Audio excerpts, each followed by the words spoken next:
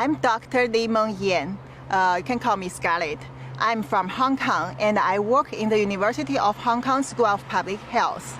My lab is the top lab in the world for coronavirus. The reason I came to US is because I delivered the message of the truth of COVID-19.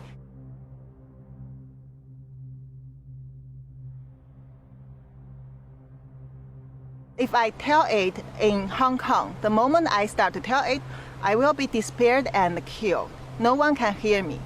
So for this purpose, I would like to go to US and tell the truth of the origins of COVID-19 to the world, to let people understand how terrible, how dangerous it is. This is nothing about politics. This is a thing about whether all the human in the world can survive.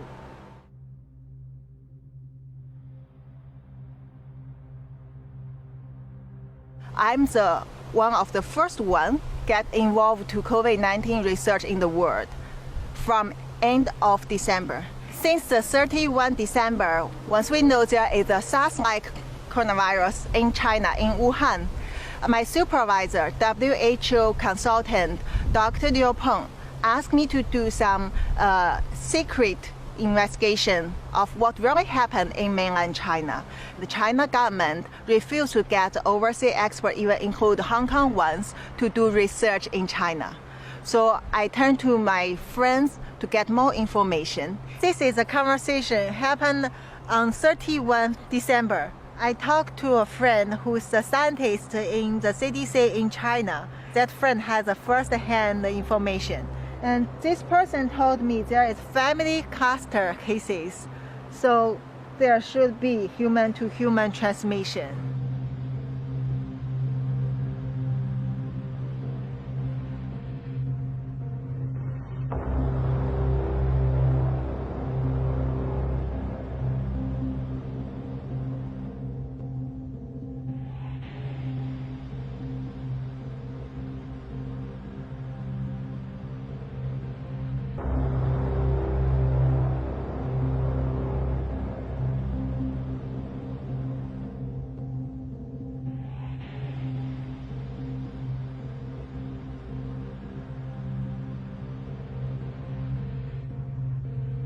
So this is a group full of the clinical doctors in a different hospital all over China.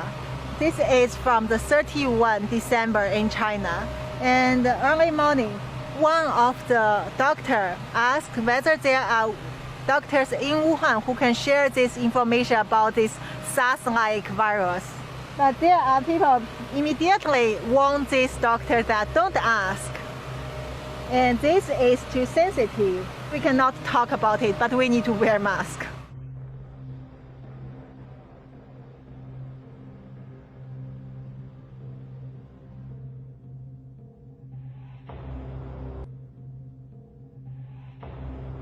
First, the human-to-human transmission become very worse in Wuhan. There are many patients that don't get treatment on time and diagnosis on time. There is no protection for both doctors and the patient and common people.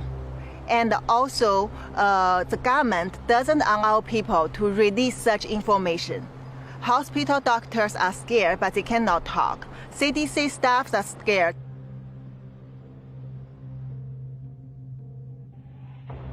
So I report these things to 𝗔𝗵𝗹𝗶 once I get the result, but he asked me to keep silent and be careful, as he warned me before, don't touch the red line. That means don't go across the China government's procedure. Don't cross the China government principle. If not, we will get in trouble, will be disappeared. I thought this information could be delivered to public. And it is a very urgent information, so it should be responded to the public as soon as possible. But then he didn't do anything because I didn't see any response after many days even. And also our co-director of the WHO lab, the 𝗔𝗵𝗹𝗶𝗩𝗂, and they know it but they didn't do any action. As a virologist, and even some of them are doctors, they should know how terrible this is. This is a public health threat. They should do the quick response to it. They should have done many things. There are so many choices they can do to control this outbreak, not let it spread as the biggest disaster we have seen in the human history.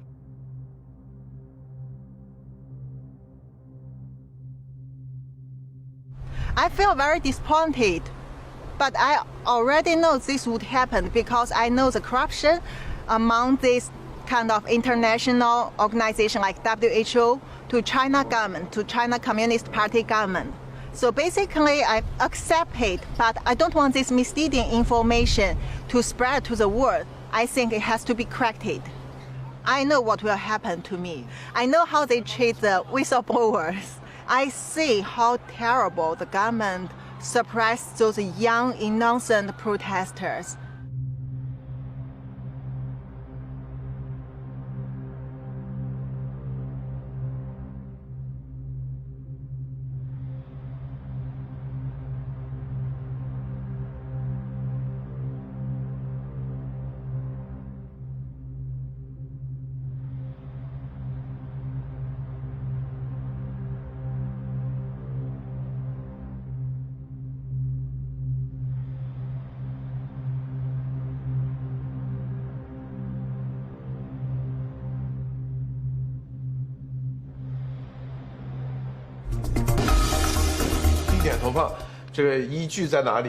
Unfortunately, Chinese-speaking and English-speaking are totally isolated. So we get response from our government within 4 hours. Report this. The government changed the case numbers from 62 to 198 triple. They admit this is human-to-human transmission. And also, Chairman Xi issued the first statement in 2020 that claimed this one, new coronavirus, actually is infectious disease, which put to the same level as SARS at that time.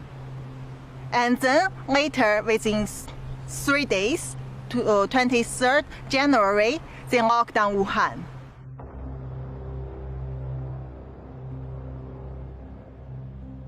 He knows that I'm in danger. I have to leave as soon as possible, and asked me that whether I want to go to US to tell the truth to the world. I said I'm willing to do that, and my husband found that phone call.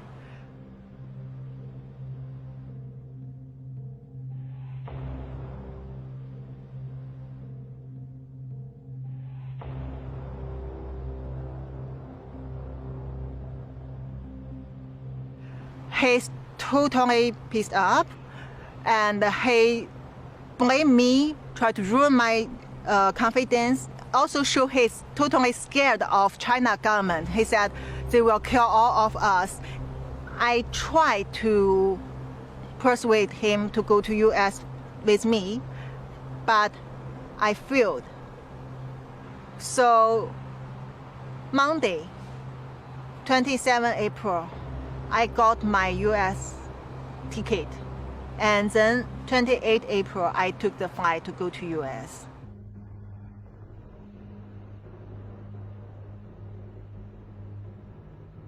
That day I was very nervous. Any step before the flight set off, I know I can be stopped.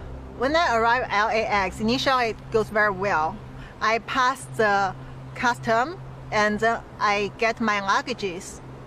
When I tried to go through the exit, there were 2 officers stop me. Seems they are waiting for me. I don't know why. They just stop me and bring me to the office, and then try to ask me where I'm from, what kind of work I'm working on. And I'm so scared. So I think I have to tell them the truth, because I don't want to come here to do anything wrong. I'm doing the right thing. So I tell them that don't let me go back to China. I'm the one who come here to tell the truth of COVID-19, and please protect me. If not, the China government will kill me. And those officers are shocked.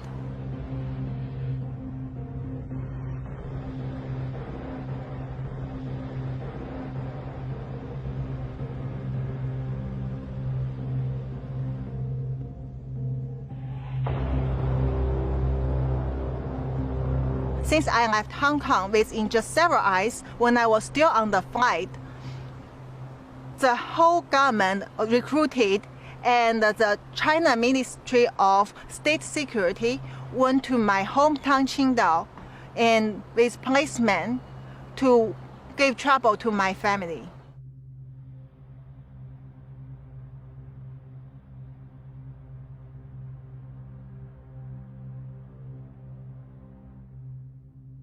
Since middle of May, our government start to put online the attack on me, like the cyber military attacking me from Twitter. At that time, I didn't expose my identity. I haven't been to the public.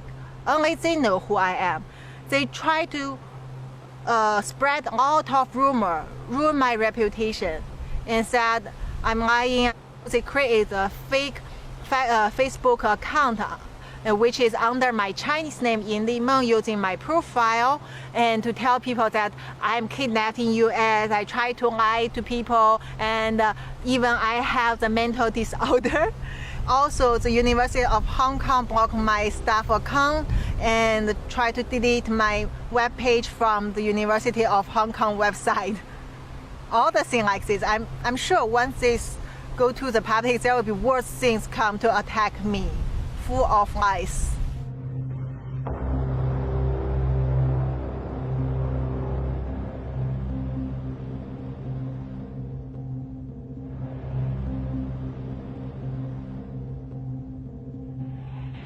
Of course, I'm afraid of the safety. I'm worried about the safety of my family and my friends and all the people who had sent me the information.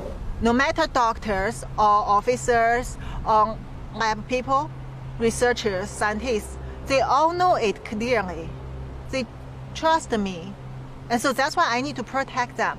They are all under surveillance, under trouble, and my family in life-threatening danger definitely every day.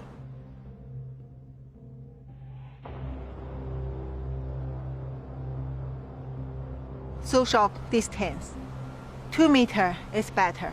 70% alcohol is very useful. Clean your hand. And also wear the mask if you get gathering, get close to people. Surgical mask. This is about global health. No political issues. I mean, this is all of us are involved.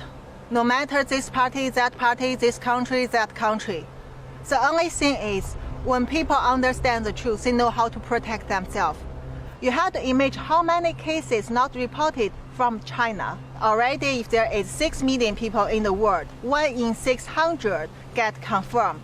But this will increase in a very quick speed. Imagine one day you see 1 in 100 people already get infected in the world, and later 1 in 50, 1 in 10. That means none of us can escape from this. Don't expect the herd immunity, especially at this time, because you don't know this virus. You cannot judge the character of this virus according to our previous experience. And we don't expect the vaccine at this moment or some magic solution at this moment. The only thing we can do is to understand where it comes from, do the right research, and protect us, protect our family, our friend, anyone around us in the right way. That is the only thing we can do now. That is why I need to tell it to the world. I really need people to understand this is very, very critical for every one of us.